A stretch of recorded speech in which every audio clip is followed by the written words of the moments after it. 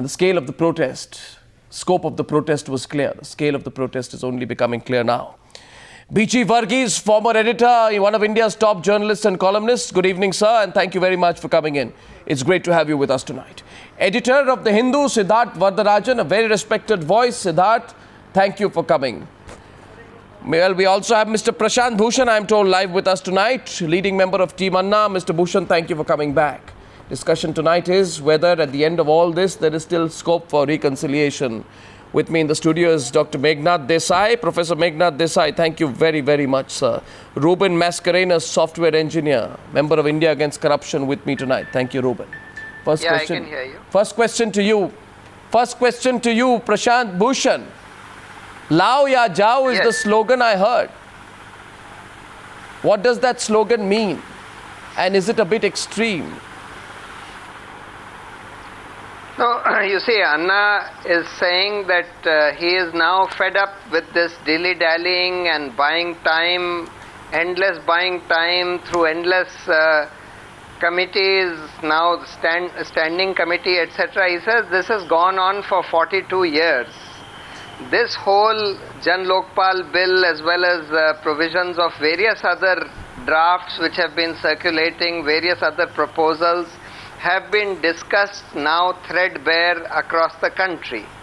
However, if anybody wants to still discuss it any further with us, we are quite willing and happy to discuss it.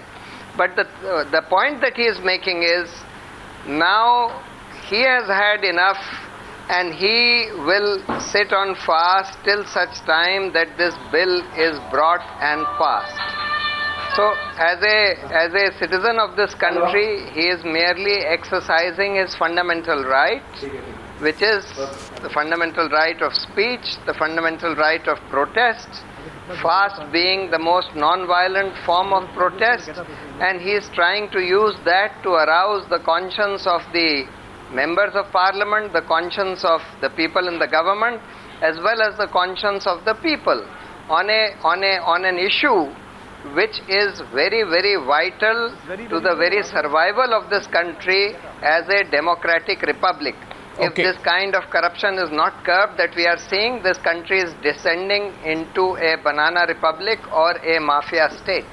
The other perspective, Mr. Varghese, Lao ya jao was the slogan we saw, and Mr. Varghese, I'm sure you saw today, this was a huge turnout, and it is also spreading to small towns in rural India.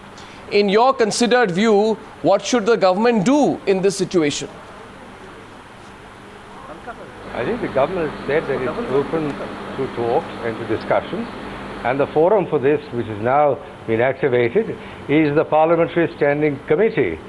And there's an advertisement that appeared this morning making that invitation specific, to which the Anna group seems to have taken strong objection for some reason. Now, that is open now for the Anna group and others like Aruna Roy and her colleagues to appear before the commission and to argue their case and to indicate why whatever they have proposed is superior and should be accepted. I think that's the democratic path, and it will take a bit of time, but I don't think due process, just as due process of justice can't be subverted, due parliamentary and constitutional processes also must be observed. We need right means to focus on right ends.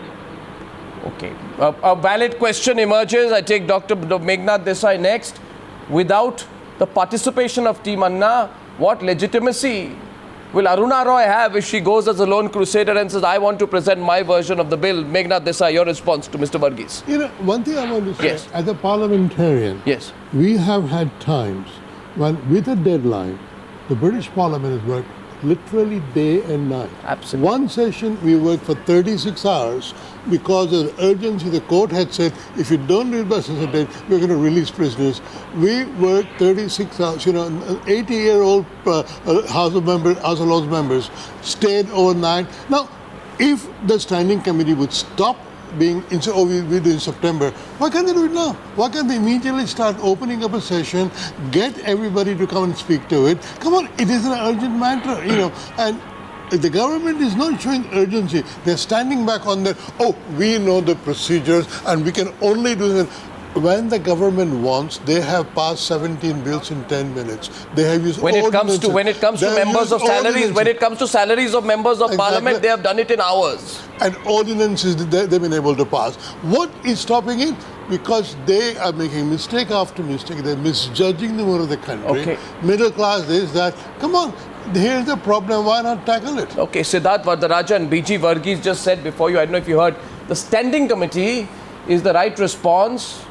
Present your views before the standing committee and end the protest. Yes, Siddharth, your take. You cannot, I appreciate what Prashant said, that this issue has been pending for 42 years and several standing committees have considered this matter. But I must confess to a sense of disquiet, to the railroading of this. There has to be discussion. There are many people who have entered the debate now. Yesterday we heard from Aruna Roy, for example, who presented a very cogent alternative proposal. Now, surely people like her, others who have alternative views, and whose credentials on the anti-corruption question cannot be challenged. Surely they have the right to also intervene and have their voices heard. Now, I can't see how this can happen if you're going to telescope a deadline to August 30th of the current session of Parliament. I think the protest that has been waged is very valuable. I think it's highlighted an issue. It's shown that there is a very huge public support for this sort of thing.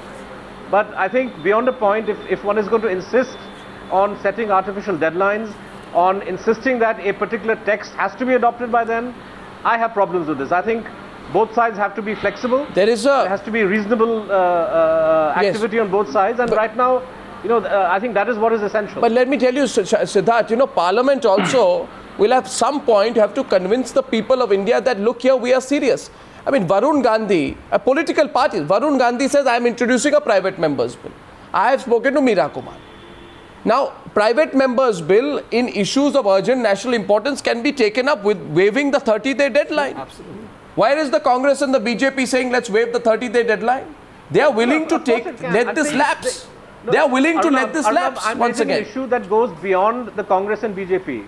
This is a question of seriousness. Lots of people have a view on. And I said yesterday, Aruna Roy's credentials are not in any way lesser than that of Anna Hazare or Prashant Bhushan, as somebody who has, dedicated her life to public service and the struggle for people's rights. Now, what role are we going to accord? Meghnad Desai is a response. Meghnad Desai. Why did you wait till yesterday? Yes. What was it that made her suddenly propose this thing? She's on an NAC, she's been part of the civil society inside the government. Absolutely. They were given charge of Lokpal bill. They were given charge of Lokpal bill how long ago? And suddenly, 5 days into the fast, comes a new bill. Listen, people see through this, People are not stupid.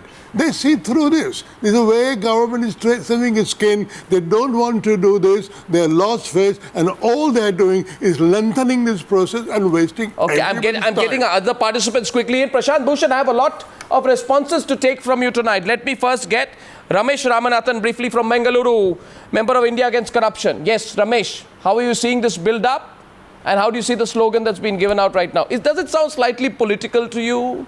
Lao ya Jao almost seems to be like aimed at overthrowing a government. You see, Lao I understand, but the Jao part of it makes it sound a little political, doesn't it, Ramesh? It sounds a bit political.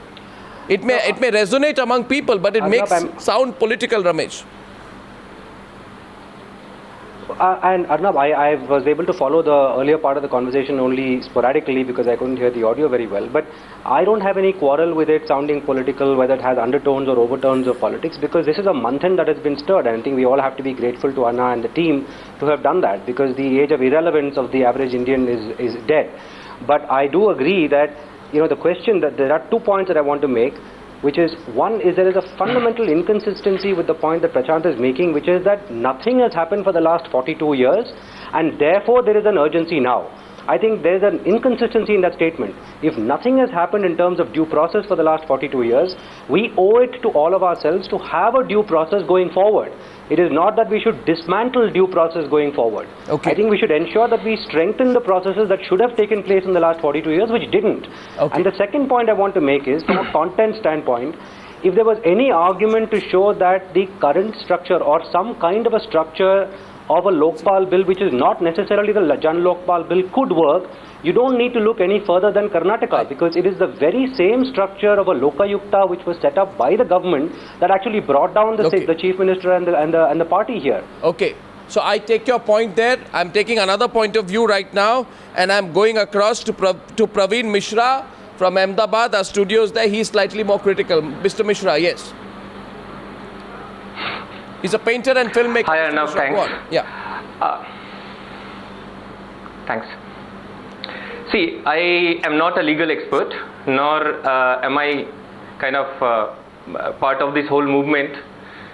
There has been certain good things which has happened out of this movement. There's certainly a lot of debate, lots of people are participating, there's a discussion around. That's the only good part. But what happens is, I have objection to the very concept of Lokpal, whether it's Team Anna's draft, whether it's Aruna Roy's draft, whether it's government's draft. I, as a citizen, oppose to somebody, a superman, who is looking over our own judiciary, our democratically elected Prime Minister. It's basically like, it is something which surprises me is, all over the world, there's a protest for democracy. India is basically protesting or fighting for a dictatorship. That amazes me. You actually are looking for a dictator who is going to look over our entire constitutional structure. That's what my problem is. I don't think that's at all, the intention. Mr. Meghnad Desai wants to respond to you. Go on, Mr. Desai. What's interesting is when the government plays politics, nobody calls it politics. when Anna Hazare says something, oh, this is politics. No, you see, nobody is asking for a dictator. All people are asking for all these laws against corruption. Why can't they be implemented? Okay, your question is coming to Mr. B.G. Varghese. A question is coming your way, Mr. Varghese, and that's coming in from young Ruben Mascarenhas, a software engineer who has been part of this movement actively in Mumbai for a long time now. Ruben, you can talk to Mr. Varghese quite directly. Mr. Varghese, the point you just made, something on that, sir. I think as Indians, we're just tired. And Mr. Ramanathan, you just mentioned in the last 42 years, things have been done and things have improved, but clearly things may have been done, but clearly they're not enough. Thirdly, most importantly, the government is in denial. And there's this huge disconnect between the government and its people. Yes. And if you see this entire movement, what have we asked? We've just asked for one robust mechanism. And why is politics a dirty word? Politics is a noble endeavor where the best and brightest should come to serve society. The role of the government is to make it easy for people to do good and difficult for people to do bad. And right now we're really in a vice versa situation. So what do we do? As civil society, as citizens of this country, we're tired. We pay our taxes on time. We pay our taxes on time, we do our duties on time, and yet we have to face corruption at every level and every interface of government. What else do we do? Okay, I want to say this as I go to Mr. Varghese to respond. I have just heard that Team Anna has refused the government offer. Prashant Bhushan will tell us more on that. Mr. Varghese, yes, please. I've not been able to hear a single word of this or the earlier proceedings. There's something wrong with the audio. But all I want to say is that the idea that the Lokpal bill has been before us for 42 years is a very theoretical, academic kind of proposition. We have a new bill before us. That is what we have to take into consideration. And for that, let us follow a due process as expeditiously as we can. But to do it with a threat of a permanent fast, and I don't know what an indefinite fast unto death means. It was earlier meant to be an indefinite fast unto death. Then it was said indefinite fast as long as the doctor says a fast can be safely followed. And now it's gone back to indefinite fast unto death. This is coercive politics, and I find it very difficult to understand how any discussion can take place. Meghnad Desai wants to respond to you. Meghnad Desai is responding to you, Mr. Varghese, yes. A man goes on fast. He may even say fast and death, but doesn't mean that he is going to die. He is negotiating. And what we have seen so far is the government not being able to negotiate in good faith. They have waited all these days. They arrested him on the 16th under dubious grounds, and they released him under dubious grounds. We are on the 21st, and what have they been doing? They have been putting obstacles in his place, producing new bills, saying this, that, and the other thing, our standing committee. No sense of urgency, no sense of connect, as Ruben said. And, who is playing dirty politics here? Just being in parliament doesn't give you so much legitimacy that you can ignore the people. Prashant Bhushan, Siddharth, coming to you. Prashant Bhushan, I heard about this offer. You know about this offer? 4 months, Arvind Kejriwal was saying we had some offer like this, we are not going to accept. Like 4 months. Give us 4 months to give a final shape to the bill. Did you receive such an offer today? Who are the intermediaries who are talking to you? Are there back channel talks going on? What's the real situation, Mr. Bhushan? No, I'm not aware of any such offer.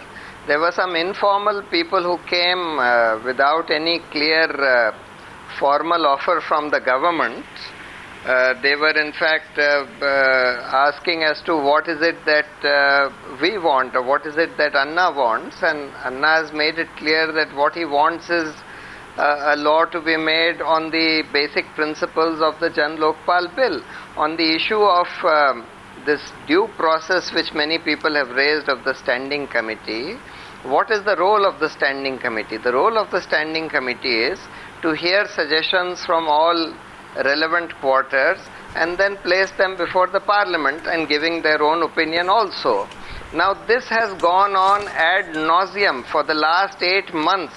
Everybody, anybody and everybody who matters has given his opinion on the Jan Lokpal bill as well as on the government's bill. Of course, the government's bill should not be called the Lokpal bill at all. As I said, it's a bill which is designed to promote corruption, to protect corrupt public servants by providing them all kinds of unnecessary protection and harassing whistleblowers as well as harassing NGOs who are questioning the government. So now everything is on the table. Everybody knows what all the relevant people know what the Jan Lokpal bill is, what the government's bill is, what the issues are, what various positions are on those issues. Anna Hazare is saying that, look, we have wasted enough time, 42 years, 8 bills, 8 standing committees, and now you want to send it on a rigmarole again on this basis. Now please discuss, table this bill, discuss it and pass it with whatever amendments you want. He is just putting his moral authority behind the Jan Lokpal bill and appealing to the moral conscience of Arnab, can I the make members a point? of parliament, of this government and of the people. Well, you know,